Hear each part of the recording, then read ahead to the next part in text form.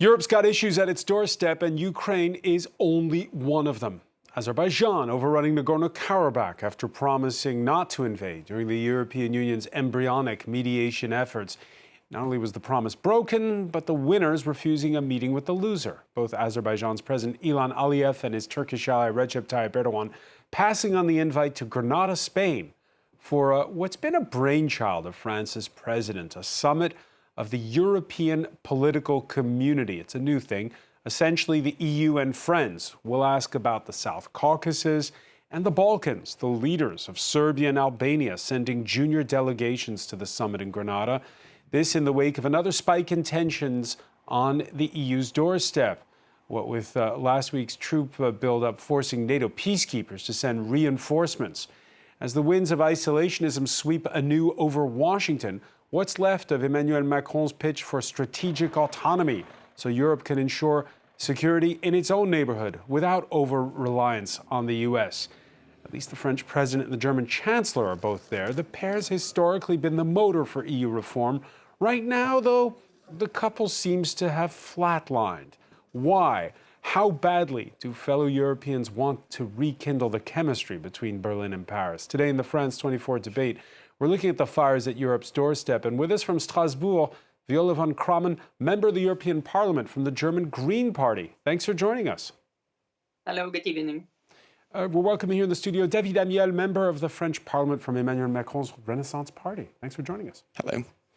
George Kuzmanovic, president of the République Souveraine Party. How are you? Great. Good evening. And France's former ambassador to Germany, Bernard de Montferrand. How are you? Fine, thank you. The France 24 debate, where you could join the conversation you have on Facebook and Twitter, hashtag F24debate. Forget the no-shows for 1 minute. Volodymyr Zelensky was there, popping up in among the 47 leaders at the European political community. This at a moment when Ukraine needs all the help it can get. The European Union's already Ukraine's biggest financial contributor, and it's now searching its stockpiles for more. Summit hosts Spain, pledging air defense and anti-drone systems for Ukraine on a day when Russia hit a village, killing 51 at a funeral wake. All this with an eye to last week's suspension of $6 billion in assistance from across the Atlantic in Washington. $6 billion left on the chopping block of a congressional budget compromise. Ukraine needs the support of the European Union, which is sure they will have it, and we will increase it, but also the support of the U.S. My hope, the hope of the Ukrainians, and I think that everybody that doesn't want Putin winning this war, is to look for the ways for the U.S. to retake this issue and continue supporting Ukraine. David Amiel, we need the United States, or else? No, we need first and foremost Europe. And when we talk about Ukraine, when we talk about Armenia, we need to talk about having a stronger European Union. When you look at what's happening between Armenia and Azerbaijan, I mean, let's be very clear. Azerbaijan's aggression against Armenia is a criminal. By all accounts, we have ethnic cleansing. We'll talk about Armenia in a second, yes. But Joseph Borrell, in that clip that we just played, effectively saying, we need the United States. We can't go it alone. But we never said that building a stronger European Union meant severing the links between Europe and the United States. Obviously, we need NATO, we need a strong Atlantic alliance, but we also need a stronger Europe. And actually, I believe that the partnership with the United States will be all the more fruitful that Europe has the financial means and the political will to act together. And actually, this is what we have seen with Ukraine. We have seen both a strong Atlantic link with an alignment between European positions and American positions, but we also seen Europe being able to act together, and that's what we have to do on other topics as well. All right, so Volodymyr Zelensky, who spoke when he walked in to that summit, and if you listen, you can hear, well, a bit of emotion as he appeals to those European leaders in English. Main challenge is what we have, that is to save unity in Europe. And I'm speaking not only about the countries in EU, in all the Europe. I think that the biggest challenge what we'll have, because Russia will attack by information, disinformation, by fakes and etc. And that is the first thing. The second, so important for Ukraine to have defending shield for the winter, because in winter we will have many attacks by different kinds of Russian missiles, including Iranian drones and etc. Viola von Krammen, listening to both Josep Borrell and to Volodymyr Zelensky, what's your gut feeling? Are things getting darker for Ukraine right now? Well, to be honest, of course, Ukraine's faith and the faith of the Ukrainian citizen depend on both. On the military support from the US, but also on our support, financially, military, humanitarian, and so on. And if the pre-election campaign in the US obviously has started already, it's up to us to step in. If we do not want to see Russia to succeed, and succeed in Ukraine means there's a security threat for all of us. So it must be in our interest to make sure that we provide and we supply as much as Ukraine needs to succeed. And there, I would say we are still far away.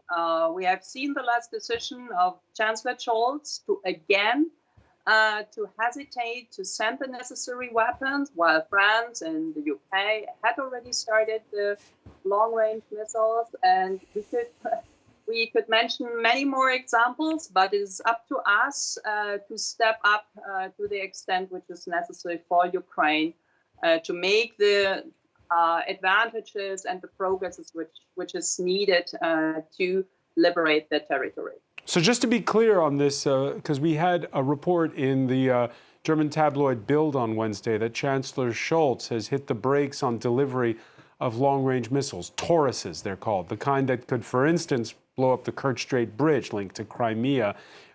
You sound like you're in favor of delivering those to Ukraine. Well, I have heard so many voices from everyone, from so many colleagues in Berlin. I think it is just the Chancellor who seems to block this decision. To be honest, in the European Parliament, everyone I've spoken to would be in favor of sending this aside. So yes, I'm in favor, as many of my colleagues are. Bernard de Montferrand, coalition partners in disagreement in Berlin on this issue of long-range missiles. To go back to what you said before, I think what is important in this field is to show that between France and Germany, vis-à-vis in the policy towards Ukraine, there is a great unity, in fact. But we have different interests and we have different approaches. The interests of Germany are not always the same. As you know, last year, Scholz has started an enormous shift in the German policy as far as the policy was concerned for delivering arms. The German attitude in this field came from very far away. So they need some time to discuss this. And I think this explains the problem that they have now. But what I see is that in the last month, they've been in the right direction. And we have all. But they're not approving these long-range missiles, or at least the Chancellor isn't, much to the chagrin of Viola von Krammen. 3 years ago, they would have said no for all delivery of arms. This year, they are ready to do a lot. And I think this is the most important thing. We are on the same line. George Kuzmanovic, our correspondent attending the summit in Grenada, saying that Volodymyr Zelensky came out of a sidebar meeting with France's president, promising at the end of that meeting that he'd have good news to report in the coming days. He didn't say what it was exactly, and I haven't seen anything from Emmanuel Macron on this. One can only presume that this has something to do with militaries? Well, with the recent visit of our French Ministry of Defense in Kyiv, with many members of the French defense industry, and then promised a lot of different kind of weaponry, more Caesar cannons, help on AMX-10 tanks and VABs, which are not exactly the best, I think, to So do you fight agree? with Russia. But Do you agree with plus, Bernard I de think Montferrand that in France and Grenade- Germany are in step when it comes to helping Ukraine and to arming Ukraine? I don't know, really, I don't know. I agree that France and Germany have complete different interests. And How well, so? for Germany, it's a little bit complicated. I remind you that officially, of course, it's complete nonsense, but officially, it's Ukraine who blown up the Nord Stream 2. It's a German inquiry saying that the German secret services are saying that it was blown up by Ukraine. So, and it's a tremendous disaster for German economy. So it's a big problem because the threat on German economy, if Russia is cutting more gas supply, because unfortunately we still have a lot of Russian gas supply, even through Azerbaijan, is that if Germany delivers Taurus's missiles, as you know, they are long range, 500 kilometers, so they can be used to hit a strategic target inside the Russian territory, as our Storm Shadow hit it in Crimea, Russian considering that Crimea is theirs. If so, well, as it is with French now, Russia will consider that Germany is stepping forward into the war against them. And it's a risk because if Germany suffers more gas cut or diesel cut, which Russia can do, well, it will be a catastrophe because you have already thousands of companies that are shutting down in Germany. Viola von Krammen, you agree? No, of course not. I mean, what Mr. Kuzmanovic said is that might will win. I mean, what Russia did is to annex a neighbor's country's territory. And if we go ahead with that, then the mighty one will beat the weaker one. I don't want to live in a country and in a continent where the international based order is completely abolished, is completely destroyed, and we allow Russia to go ahead. And to be honest, I mean, it should be in our interest to restore the international and the European order. We see how many refugees had to leave Ukraine, how many are deported, how many are raped. And that's in 2022, 2023. This is not the Europe we are fighting for, sorry to say. And Russia is not ready to sit down at the negotiation table at the moment. Putin has no appetite whatsoever. That's why we have to look for a solution, which unfortunately at the moment will need a military success for Ukraine. And about Nord Stream 2, so far, there's only indications. There are no proofs. No proofs at this particular point in time. We're talking... Yeah, no, we have different information from different intelligence services, and I would not buy the story which is circulating around at the moment. Sorry to say. Me neither. I was saying it's a complete nonsense, and I don't see the difference. I do not disagree with you. I said, what will Russia do if Germany delivers Taurus's missiles? And that's it. David Amiel? Now, to build on what the ambassador said, I think that there are two different timelines. Of course, there may be disagreements between France and Germany on the way to help Ukraine, on a given program, on a specific weapon. But if you look from a broader perspective, I mean, when you come back 2 years ago, who would have thought that Europe could, and France and Germany, could have been allied to implement such a swift answer to the Ukraine challenge, to implement sanctions, to keep on carrying these sanctions, despite the effect that it has on all the economies, on the German economy, on the French economy, and there is also a common will to support Ukraine until it reconquers the territories that have been invaded by Russia. So I think that's very important in the moment to remind us of this broad fact, which I think is totally new in Europe and which no one I would have thought possible like 4 or 5 years ago. We have nuclear power plants. In Germany, they don't have. And by the way, I heard often that the Green Party are very eager to go to war against Russia, but they have been financed for years by Gazprom to fight in Germany their nuclear power plants, which is that it places them in a situation. What, you're saying the Greens were financed by Gazprom? Yes.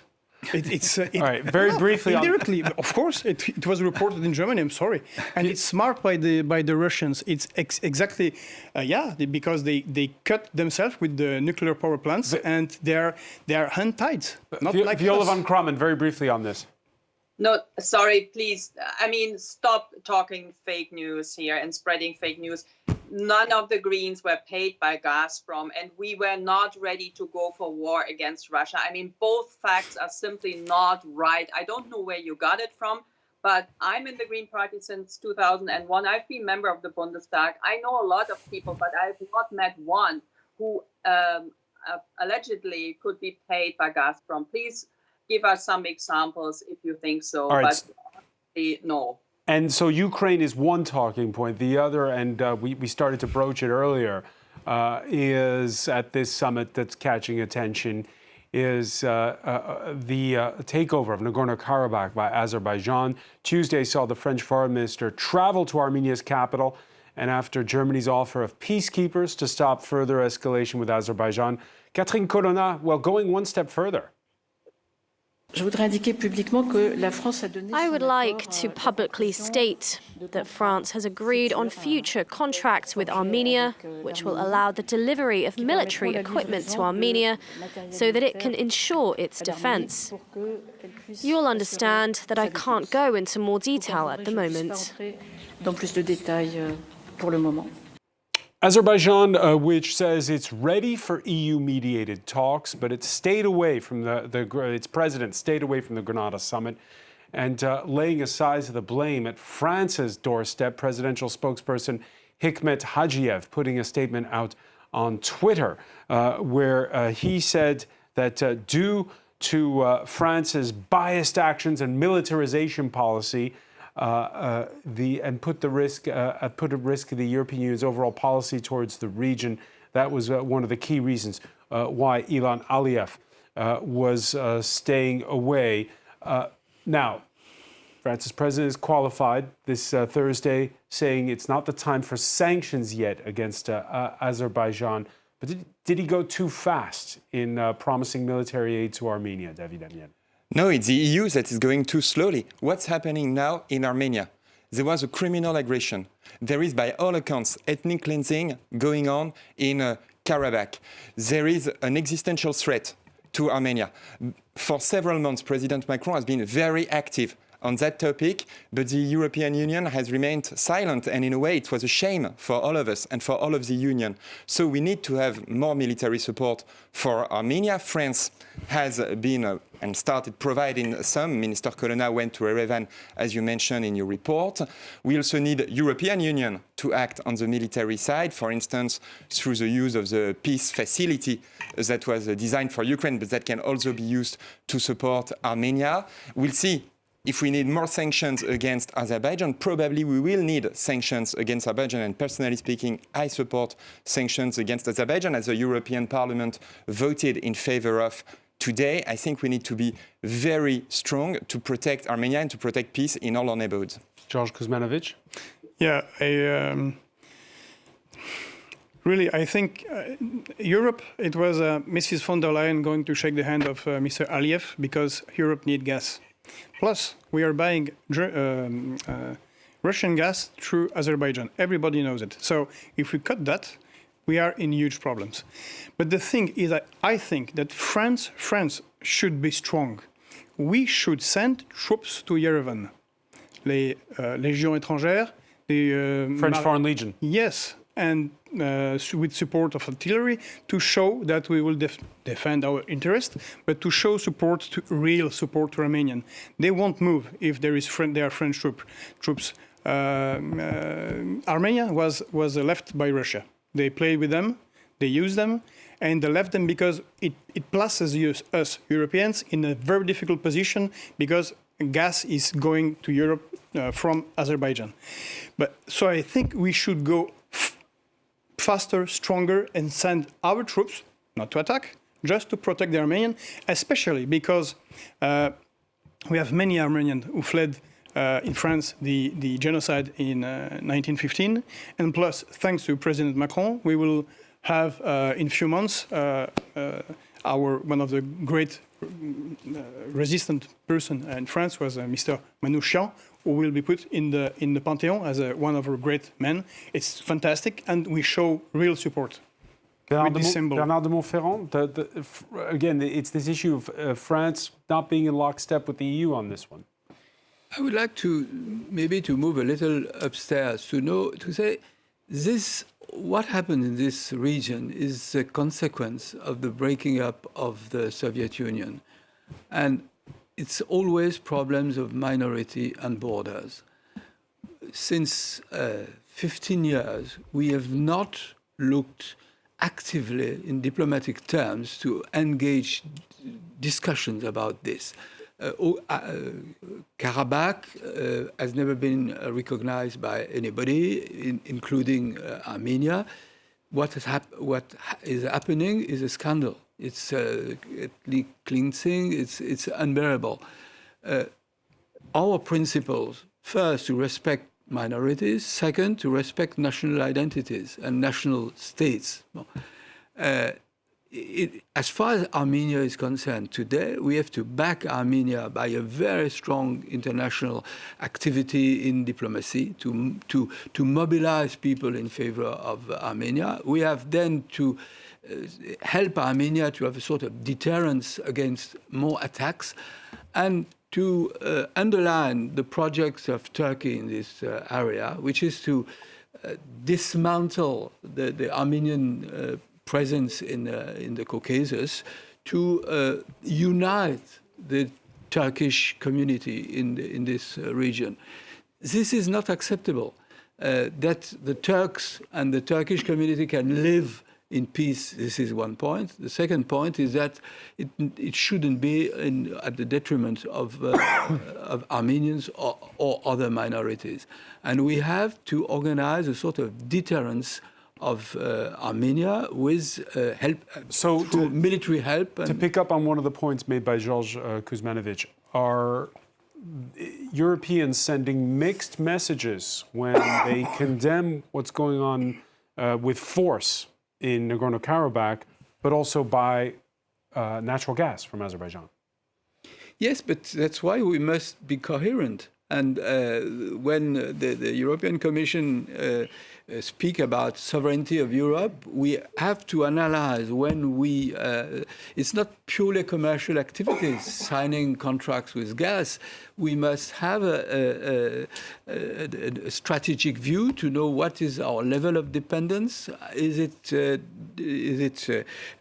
it wrong for our freedom of action in diplomatic terms? And maybe we have to re-examine our relation in the field of gas with Azerbaijan. Viola van Kramen? Yeah, maybe a few facts here. If we speak about the dependency on gas regarding Azerbaijan, I mean, we had a dependency of 2%. So 2% of the gas imports originally came from Azerbaijan. After the handshake of Ursula von der Leyen last year in July, and she called him a trustworthy partner, I think this is absolutely regrettable. But then, or with this new contract, this should increase to 3%. So I don't think this so-called dependency should be a reason for not condemning it and not even going further, as we did today with our resolution, to also put sanctions on individuals in Azerbaijan. Second point, I think it's important that for the time being, Russia was a so-called peacekeeping force in the region for Armenia. But since Nicole Pashinyan... We saw a dispatch, by the way, today, Viola, saying that they're dismantling their peacekeeping checkpoints in Nagorno-Karabakh. I just want to say, I mean, the whole move by Azerbaijan was only possible because Russia did not interfere and Armenia complete on its own. And of course, that looks very much like a punishment because this freely elected prime minister was not from the pro-Russian party as most of the other prime ministers have been before. And that is the tragic thing here. And there was the momentum for the European Union come finally into the game, but we came too late.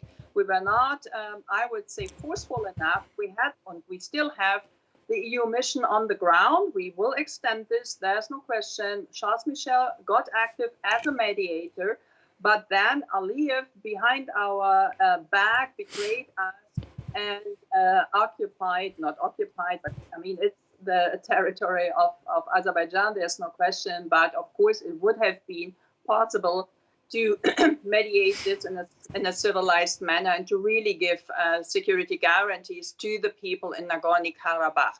And what we see now with the rejection of Azerbaijan not traveling to Grenada, that is a clear blackmailing now. And we need to make sure that we get this back on track, that we see that the security of the people in Armenia is guaranteed, and there is not any further military attack, because people in Armenia are terribly scared now, while we see that the superiority of Azerbaijan would allow them to go through this corridor and to make sure he gets this stride to Nakhichevan. Okay, so we talked about Ukraine, we've talked about the South Caucasus, and then there's the recent flare-up, less reported on, between Kosovo and Serbia, where the U.S. warned of a sudden doubling of Serbia's forces at the border after a deadly shootout last month left 4 dead.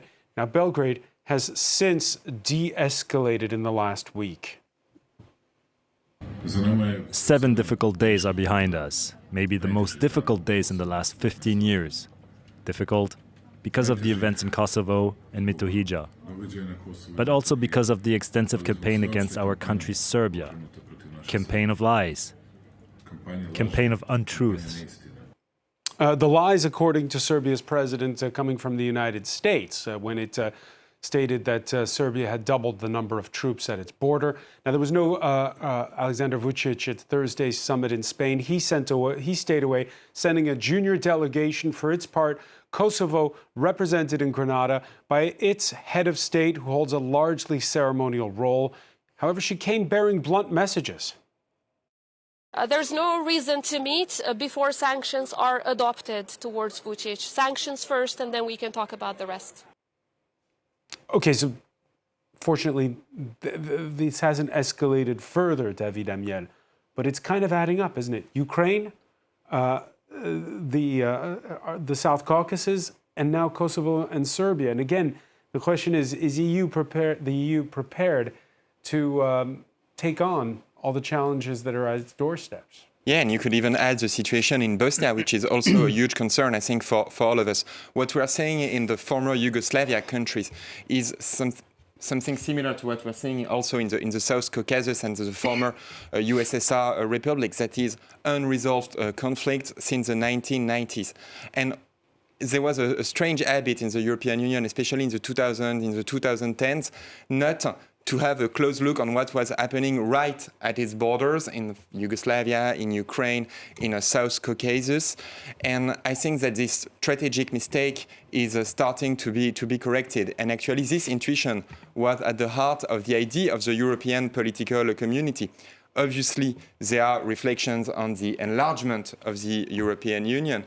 But before that, we need to have a space of political discussion, of political conversation, of tackling this conflict at the border of the European Union. And it's a forum we didn't have. And I think it's a good news that we start to have this. Obviously, it's not an answer to these conflicts, but it's a way of starting to addressing them. Of course, for a long time, you had kind of a cold peace in a lot of these places. It's flaring up more of late in the Balkans, in the former Yugoslavia.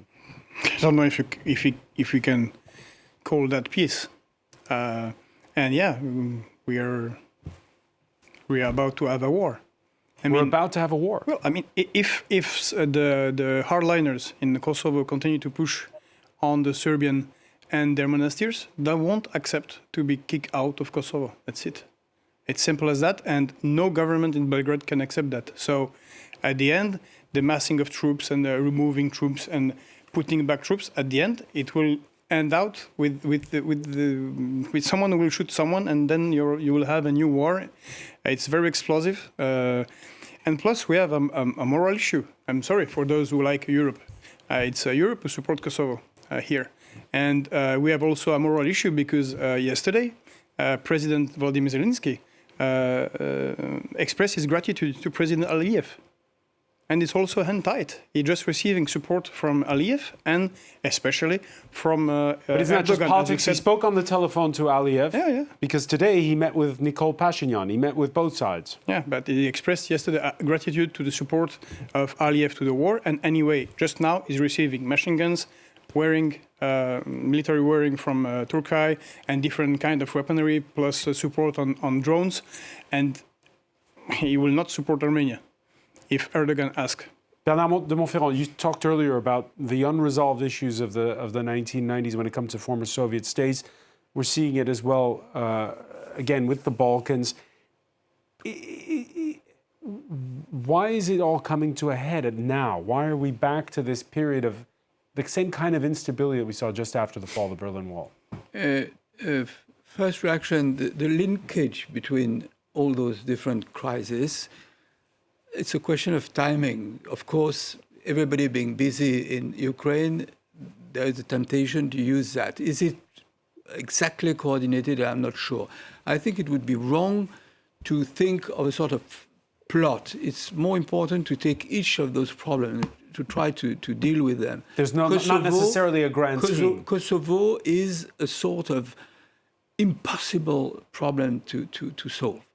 And this is why in 1999 there was this clash with bombing from NATO on Serbia, with a breach in some way of our principles, because we were used to respect the borders. Territorial integrity. And in that case, the behavior of all participants proved that it was not possible. So after unbelievable debates, there was the independence of Kosovo, with, at that time, a strong military presence, an international presence of NATO.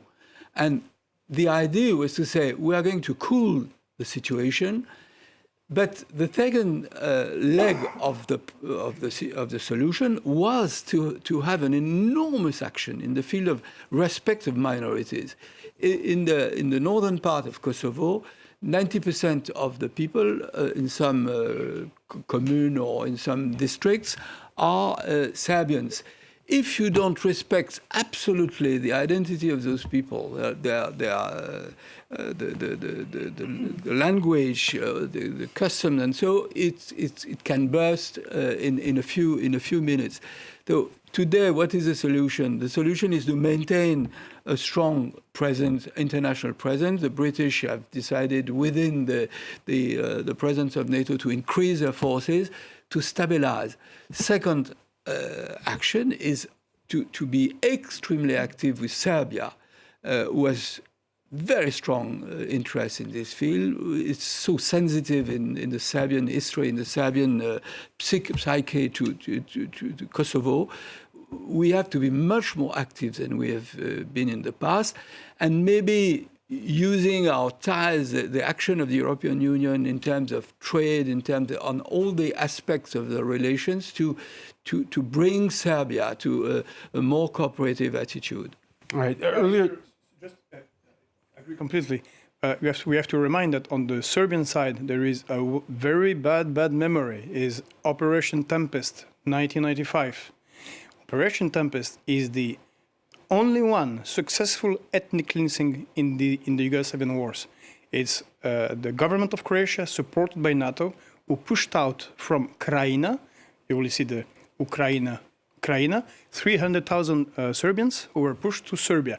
So what they remind from us is that we did that in Krajina. Why not in Kosovo? So that's why they will put armies if they feel the pressure. Very, very briefly on this, Viola van Krammen, because it's so complicated. This Spain, the hosts of the summit in Granada, they don't officially recognize Kosovo as an independent state. And you heard Ambassador de Montferrand saying it's intractable. Is this one of those conflicts that there's really not much the EU can do about? Well, for quite some time, and since I'm the standing rapporteur for Kosovo and the shadow rapporteur for Serbia, I deal a lot with both of the countries. And honestly, I had hoped that the resumption of the dialogue starting 2.5 years ago would be swifter, more successful, and we could have seen already some of the efforts and some of the successes until now. Unfortunately, I have to say, I mean, the events and the terrible attack on the Kosovo police on the 24th of September, I think, show clearly that the north of Kosovo is a very, let's say, special region, and we really have to make sure we get the facts right. I do respect, Ambassador, the situation that you said we have to deal with Serbia, but on the other hand, we have to also demand from Serbia a proper investigation, really make sure that there can't be 30 heavy armed people in the north on the parallel structure, in a parallel system, which are not controlled neither obviously by Belgrade nor by the government of Kosovo. And Yeah. I do hope that we can manage for the next weeks and months to come up with a new agreement with a statutory on the Association for the Serb Municipalities to make sure before the next election in Europe, before the US election, we have a proper solution and then a sequence to which both sides can agree on. As everyone has mentioned here, I don't think that both countries are ready or willing to go for a big war, but this continuously instability, the continuously provocation is definitely a threat, and KFOR to be enforced is important, but nevertheless, we need also stability. We need the prosperity for the people on the ground. Otherwise, and we will see this, people will leave their countries even more. They have migrated already to a large extent, and we have to make sure we get this enlargement implementation. What I see in France is a big step forward, and I do hope we can work on this together even more than in the past. Right, and you need a strong voice to be able to mediate in sensitive places. So you have these 47 nations at the summit in Grenada. Otherwise put, it's actually 27 plus 20. The EU 27, and some of the countries that you see in yellow on this map have never and will never apply for EU membership. One left, we know which one that is. Others have been knocking on the door for years, and the European political community is kind of a way of, I guess, starting to have these concentric circles, since we still have this unanimity rule, which is difficult to manage, David Daniel, among 27. You have all these candidates. And by the way, Serbia is one of those, which is still a candidate to join the European Union. Can we have this sort of, is this the embryo to a bigger European Union, what we're seeing with this meeting in Grenada, or is it simply just a way to manage the neighborhood? I would say both in a way, because the European political community, as we are saying in Grenada, is a way, as you said, to manage the neighborhood. That is to have a political space of discussion between the European Union and its immediate neighbors. But on the other hand, we also have a strong support among many, many countries in the European Union to have a renewed process of enlargement. That does not include all the yellow countries you have on your map, but it includes some. And I think that what you were saying in your question is very important. We can consider enlargement if there is a deep reform of the way that the EU functions, especially on the issues you mentioned. That is unanimity rule, for instance. It cannot function if the EU is much wider than it is today, and it already causes a lot of difficulties, for instance, in tax issues and things like that. And that's also the reason why France and Germany, you were talking about the tensions that you can have between these two countries, but France and Germany mandated a group of 12 experts to make some recommendations on the way to reform the EU, the way the EU functions, and it includes this idea of having much less unanimity rule. Yes, but will the French and the Germans agree with each other? Emmanuel Macron, because this discussion's been one about security since we began the hour. And Emmanuel Macron, he made this call for strategic autonomy. That would require a strong commitment from Germany. In an interview with The Guardian newspaper earlier this week, the chair of the European Parliament's Foreign Affairs Committee, who hails from the opposition Christian Democrats, blasted that lack of chemistry between Emmanuel Macron and Olaf Scholz. The most prominent example is that once again, we're not moving forward on the development of the European battle tank, said David McAllister.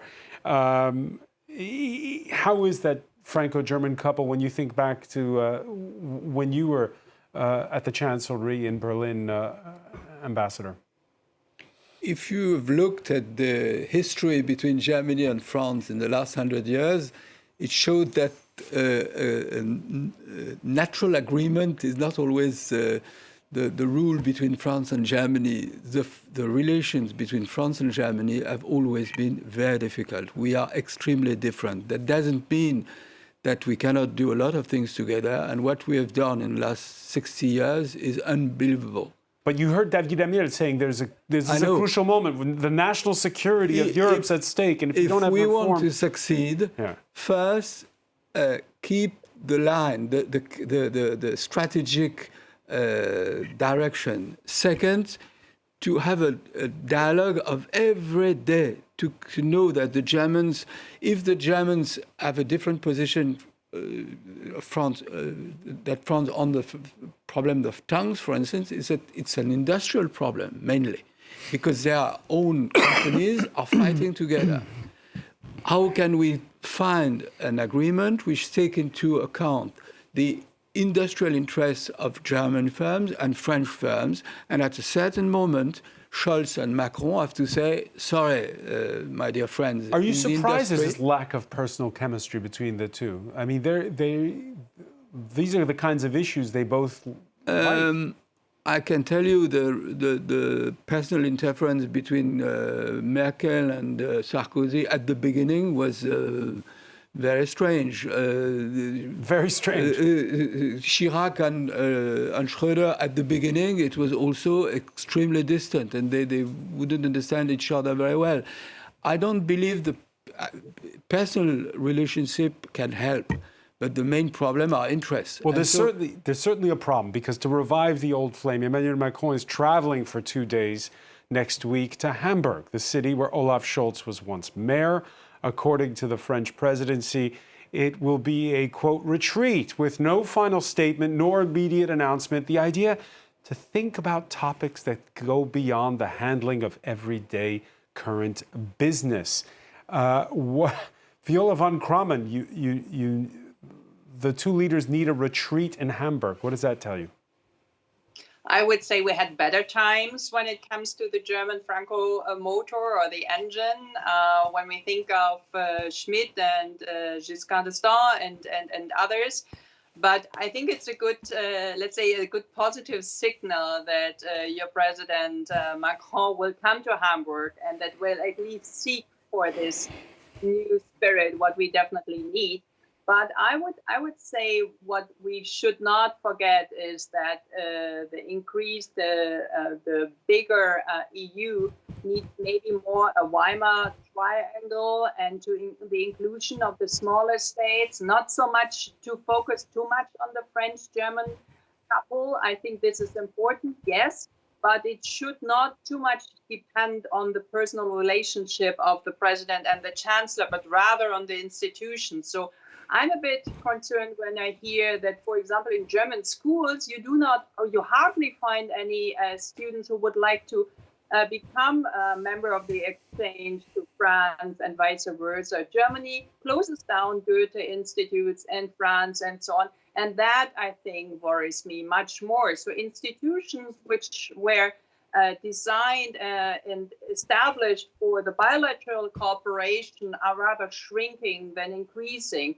And that is, I think, our core problem. Yes, the personal relationship is important, but it's more about the institutions, I would say. So the future of Europe depends more on all its players, or more on that Franco-German motor? Oh, I will say I don't care. I fight for sovereignty. The relation between France and Germany I liked was the one between Adenauer and Charles de Gaulle, when they signed the Treaty of the Élysée in '63. That was shut down, by the way, by the Bundestag, who put back United States, NATO, and the GATT, De Gaulle requested not to have it, and Adenauer was agreed with that. So we are, and many in France, I think, for this kind of Europe, the Europe of nations, and not a Europe of a thing that's decide thing for everybody. So I don't know if we are. It's just in France that our leaders are speaking about relation, the couple franco-allemand, the Franco-German couple. In Germany, they're speaking of partnership. They're not buying our Rafale planes. They're buying the F-35. They are fighting every day they can against EDF. They want to destroy EDF because it's our sovereignty, because we have nuclear power plants, and Germany doesn't want that we have this cheap energy. So I don't see very French-friendly relations. First, let's not forget all the areas where we made historic progress in the recent years. In migration, we reached a landmark agreement yesterday on the pooling of fiscal resources. We made a landmark achievement during the COVID crisis, and everyone thought it was impossible. But yes, there are areas where there are tough negotiations, for instance, on defense industry, for instance, on energy. With negotiations go tensions. It's the usual way of doing things, but I think we can make progress on that in the following weeks. Daniel, I want to thank you very much. I want to thank as well Georges Kuzmanovic, Bernard de Montferrand, Viola van Kramen for being with us from Strasbourg. Thank you for joining us here in the France 24 debate.